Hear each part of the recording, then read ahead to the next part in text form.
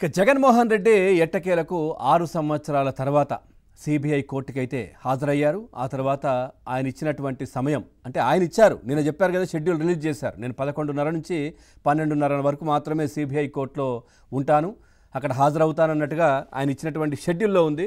So మరి అదేంటో తెలియదు, ఆయన ఇచ్చినటువంటి షెడ్యూల్ ప్రకారం వెళ్ళిపోయారు. ఆ తర్వాత 10-15 నిమిషాల ముందే బయటకు వచ్చేసినటువంటి పరిస్థితి.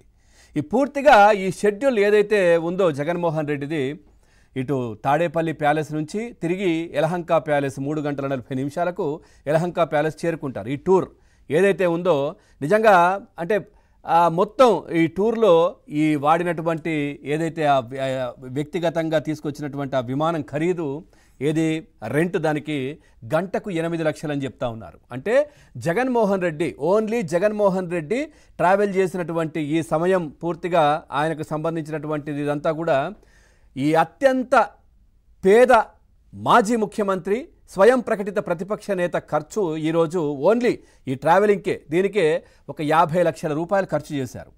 సో ఆ తర్వాత ఆయన అనుచరులు కావచ్చు, వీళ్ళంతా ఇప్పుడు బేగంపేట ఎయిర్పోర్ట్ దగ్గర కావచ్చు, తాడేపల్లి ప్యాలెస్ దగ్గర, ఇప్పుడు నెక్స్ట్ యలహంక ఇక్కడ హడావిడి చేస్తున్న వాళ్ళు, ఆ బ్యానర్లు రప్ప ఇవన్నిటి ఖర్చు వేరు. మళ్ళీ ఓన్లీ జగన్మోహన్ రెడ్డి అత్యంత పేద వ్యక్తి, అత్యంత పేద మాజీ ముఖ్యమంత్రి ఖర్చు 50 లక్షల రూపాయలు ఇప్పుడు.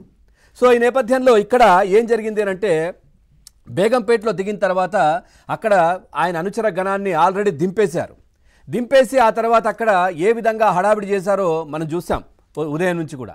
సో అక్కడంతా వచ్చింది యువకులు. నిజంగా జగన్మోహన్ రెడ్డి రాజకీయం కోసం యువకులను ఏ విధంగా పావుగా వాడుకుంటున్నారనేది బేగంపేట దగ్గర అక్కడ అరుస్తున్నటువంటి వాళ్ళు, హడావిడి చేస్తున్నటువంటి యువతను చూస్తే తెలుస్తూ ఉంటుంది. సో వాళ్ళ జీవితాలు నాశనం చేస్తూ ఈ విధంగా ఆయన కార్యక్రమాలకు ఉసిగొల్పడం, ఈ విధంగా పిలిచి ఈ విధంగా చేయించడం ఏంటి అంటూ కూడా చాలామంది ప్రశ్నిస్తున్నటువంటి పరిస్థితి. ఇప్పుడు వాళ్లను పోలీసులు కొద్దిమందిని అక్కడి నుంచి నెట్టేయడం, ఆ తర్వాత వాళ్ళని కొద్దిమంది హడావిడి చేస్తున్న వాళ్ళని అదుపులోకి తీసుకోవడం, ఇవన్నీ జరుగుతున్నాయి. దీంట్లో నష్టపోతున్నది ఎవరు? సో వాళ్లే కామ్గా వచ్చేసి కోర్టు ముందు హాజరయ్యి సో వెళ్ళిపోయామా అంటే ఏదో సినిమాలో ఉంటుంది కదా, వచ్చామా సంతకం పెట్టామా వెళ్ళిపోయామా, ఆ విధంగా ఉండాలి. కానీ ఈ విధంగా హడావిడి చేయడం ఏంటి చూస్తున్నారు కదా. సో అవసరమా? సో ఈ విధంగా ప్లకార్డులు ఇంకా 88 మ్యాజిక్ ఫిగర్ దాటితే గంగమ్మ జాతర రప్పా మొదలట. ఏ సంపేస్తారా? ఏం చేస్తారు? ఏంటి బ్యానర్లు అవన్నీ చూస్తూ ఉన్నారు, అది ఏం బెదిరింపులు అవి? సో ఇదేనా జగన్మోహన్ రెడ్డి వాళ్ళ శ్రేణులకు ఇస్తున్నటువంటి మెసేజ్?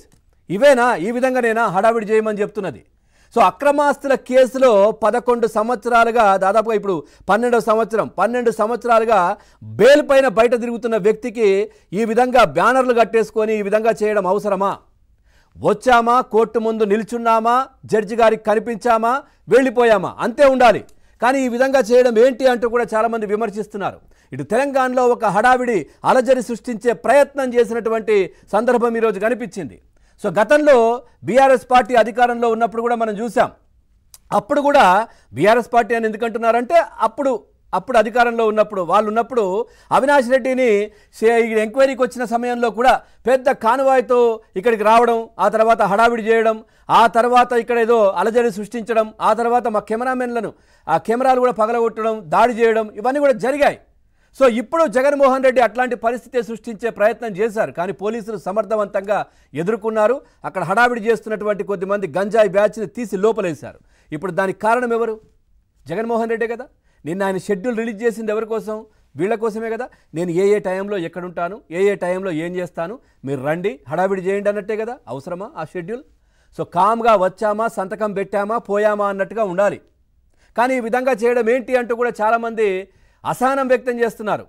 సో ఇట్లా చేసి కోర్టు ముందు అంటే రఘురామ్ గారు, సిబిఐ కోర్టు జడ్జి గారు, వారి ముందు మొదటిసారిగా హాజరవ్వడం జగన్మోహన్ రెడ్డి అటెండ్ అయ్యారు. ప్రస్తుతం అయితే ఆయన వెళ్ళిపోయారు. మళ్ళీ దీనికి సంబంధించినటువంటి డీటెయిల్స్ కూడా ఇంకా రావాల్సి ఉంది. ఇట్లా ఎందుకు ఈ విధంగా చేస్తున్నారు? అత్యంత పేద స్వయం ప్రకటిత ప్రతిపక్ష నేత అనేది మాత్రం చర్చ జరుగుతూ ఉంది. సో ఇంత డబ్బులు ఖర్చు పెట్టి ఇవన్నీ చేయడం అవసరమా? ఇంత చూయించుకోవడం అవసరమా? దీని వెనుక ఖచ్చితంగా కుట్ర కోణం దాగుంది. అది ఏంటి అంటే, మళ్ళీ నేను ఇక్కడికి వస్తే ఈ విధంగా అలజడి, అల్లర్లు ఇవన్నీ కూడా అవుతాయి కాబట్టి నాకు వ్యక్తిగత హాజరుకు మినహాయింపు ఇవ్వండి అనే ప్రయత్నంలో భాగంగానే ఇదంతా చేస్తూ ఉన్నారు. ఆ బ్యాచ్ ఆ విధంగా వచ్చి హడావిడి చేయడం దేనికి? జగన్మోహన్ రెడ్డి స్వాతంత్ర పోరాటంలో వీరోచితంగా పోరాడి స్వతంత్రం తెచ్చి ఈ విధంగా బయటకు వచ్చినటువంటి వ్యక్తి కాదు. అక్రమాస్తుల కేసులో ముద్దాయిగా ఉన్నటువంటి వ్యక్తి, 12 సంవత్సరాలుగా బయట తిరుగుతున్నటువంటి బెయిల్ పైన ఉన్నటువంటి వ్యక్తి కోర్టు ముందు హాజరవ్వడానికి వస్తున్నటువంటి సందర్భం. అక్కడ అవన్నీ అవసరమా? ఆ విధంగా శ్రేణులను ఉసిగొల్పడం అవసరమా? ఆ విధంగా ఇట్లా యుద్ధ వాతావరణాన్ని, రోడ్డుపైన భయభ్రాంతులకు ప్రజలను గురి చేయడం అవసరమా?